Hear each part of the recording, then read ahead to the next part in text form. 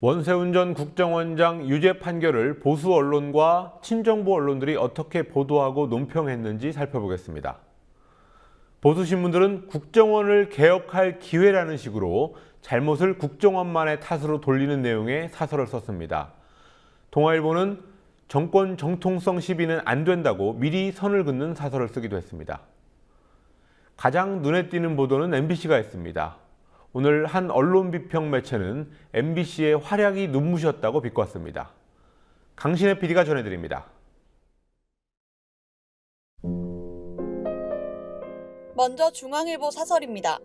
중앙일보는 1심과 2심 판결이 다르다며 대법원의 판결이 남았다는 사실을 강조했습니다. 이 사건을 놓고 또다시 보수와 진보로 여론이 분열되는 것은 결코 바람직하지 않다며 이 문제를 진영 간 대립으로 규정하기도 했습니다. 이어 중앙일보는 이 사건이 단지 국정원의 일탈일 뿐이라는 듯 국정원의 과감한 개혁을 주문했습니다.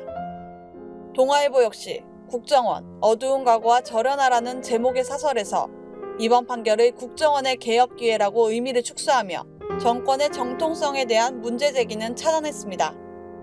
동아일보는 문재인 새정치민주연합 대표가 어제 공식 언급을 자제했다면서 국정원의 대선 개입 사이버 활동은 지탄받아 마땅하지만 대선의 당락을 가를 정도였는지 누구도 알 수 없을 것이다.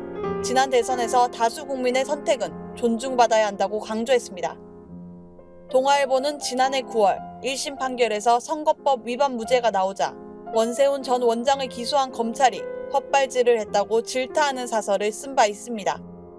같은 날 조선일보는 1년간 나라 흔든 국정원 선거 개입 결국 무죄라는 제목의 사설에서 야당과 시민사회가 국정원 대선 개입을 정쟁으로 몰고 갔다며 강도 높게 비판했습니다.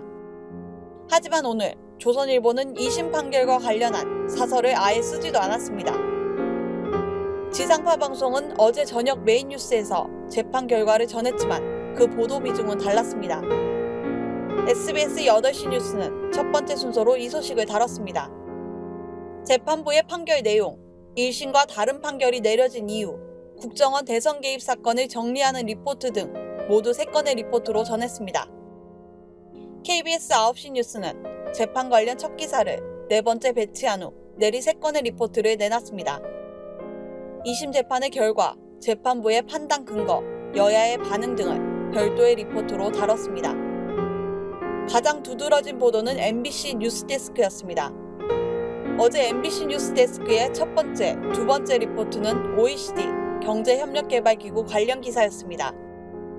OECD가 한국의 노동시장 개혁이 시급하다며 정규직에 대한 과보호를 줄이라 했고 부가가치세로 대표되는 간접세 비중을 늘리라고 권고했다는 내용이었습니다.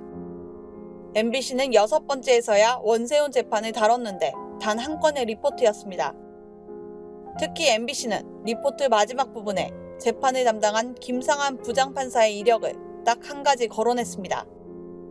박근혜 대통령의 동생 박지만 씨가 오촌 사망 사건에 연루됐다는 의혹을 보도해 선거법 위반 혐의로 기소된 주진우 기자와 김어준 총수에게 무죄를 선고한 판사라는 점이었습니다. 국민TV 뉴스 강신혜입니다.